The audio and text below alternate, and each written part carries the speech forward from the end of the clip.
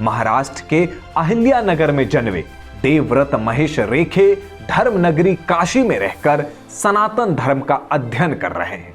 19 वर्षीय रेखे अत्यंत ही मेधावी छात्र हैं।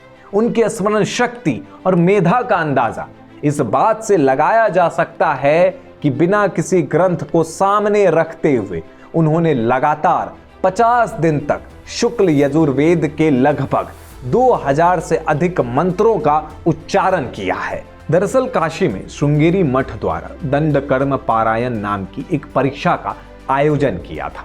इस परीक्षा में भाग लेने वाले विद्यार्थियों को लगातार बिना किसी पुस्तक की सहायता से शुक्ल यजुर्वेद की माध्यान्ह शाखा में वर्णित मंत्रों का पारायण करना पड़ता है। इन मंत्रों के उच्चारण को बेहद ही जटिल माना जाता है।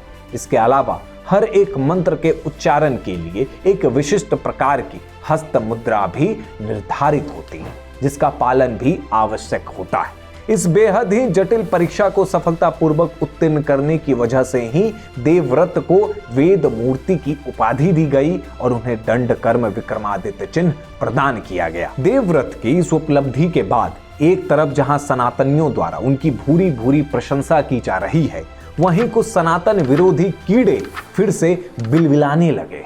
सनातन का विरोध यदि होगा तो उसमें ब्राह्मणों के खिलाफ नफरत ना हो, ये कैसे संभव है। तमाम लिबरल और जिहादी गिरोहों द्वारा लगातार देवव्रत महेश रेखे के बहाने सनातन और ब्राह्मणों के खिलाफ जहर उगला जा रहा है।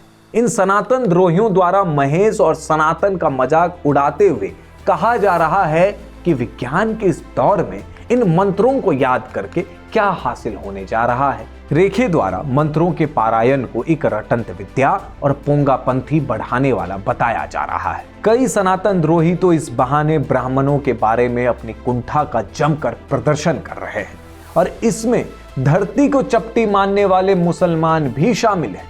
करिश्मा अजीज जो एक मुस्लिम है और 3 पाक शब्द बोलकर फटने वाले आतंकियों के समर्थन से भी नहीं चूकती है, वो भी अपना ज्ञान झाड़ रही है। दुनिया के सर्वाधिक रूढ़िवादी और कट्टरपंथी मजहब से संबंध रखने वाली करिश्मा अजीज ज्ञान दे रही है कि इस देश की 99% आबादी संस्कृत नहीं जानती है, इसलिए इन मंत्रों का क्या फायदा।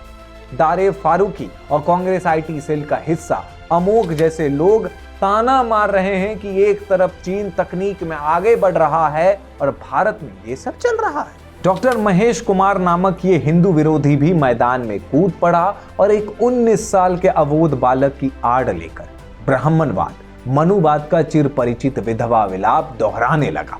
अशोक मेघवाल नामक एक और कथित विज्ञानवादी ने तो हद ही पार कर डाली। ब्राह्मणों के प्रति अपनी नफरत और कुंठा का प्रदर्शन करते हुए ये मूर्ख व्यक्ति इतना आगे बढ़ गया कि 2000 श्लोकों के पारायण को 25 लाख श्लोक बताकर झूठ फैलाने लग गया।